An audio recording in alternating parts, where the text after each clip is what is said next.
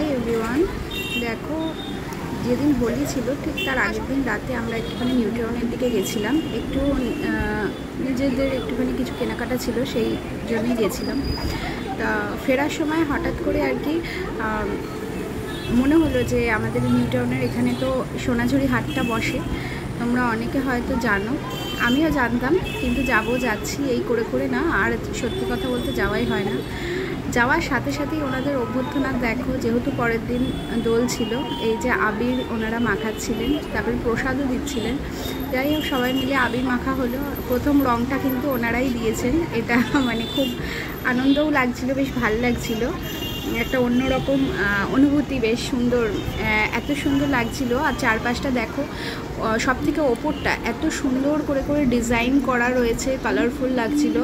চারদিকটাই আমার কাছে খুব কালারফুল লাগছিল, কারণ এত হরেক রকমের জিনিস ছিল না, আমার মনে হচ্ছিল কি যে আমি যেন শান্তিনিকেতনেই পৌঁছে গেছি, ঠিক ওই ফিলিংসটাই হচ্ছিল। দেখো কত সুন্দর সুন্দর, এই যে এখানে দেখো সমস্ত এই যে ক্রাফটিংয়ের কাজ করা, ডিজাইন করা কি সুন্দর, এই কেটলিগুলোর ওপরে দেখো কালার করা রয়েছে, এত ভাল লাগছিল দেখে চারদিকটা। শুধু এই না, তাছাড়াও তোমার সমস্ত হ্যান্ডমেকিং জিনিসপত্রই সব ছিল, ব্যাগস ছিল নানান ধরনের, তারপরে এই যে জুয়েলারিগুলো ছিল। আমিও টুকটাক কয়েকটা কিছু কেনাকাটা করেছিলাম, ভাল লাগছিল।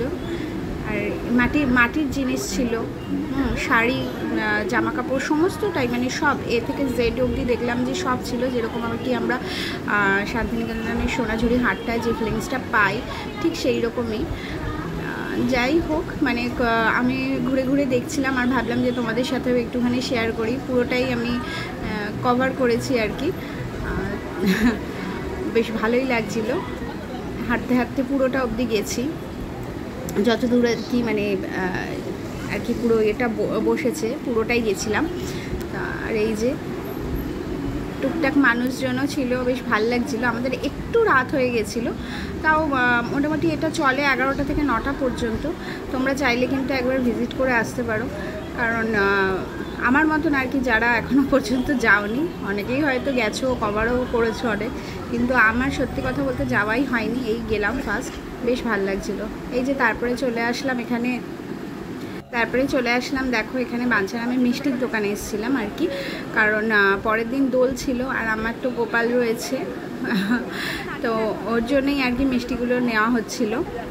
তো এই যে তোমাদের দাদাভাই এখানে মিষ্টি নিচ্ছিল, আর আমি এখানে দাঁড়িয়েছিলাম, দেখছিলাম কোনটা কি নেওয়া যায় কি না।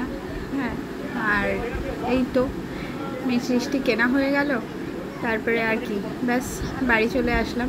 ছোটোখাটো একটা আউটিং, ভালোই লাগে মাঝে মধ্যে এরকম। তো চলো, টাটা।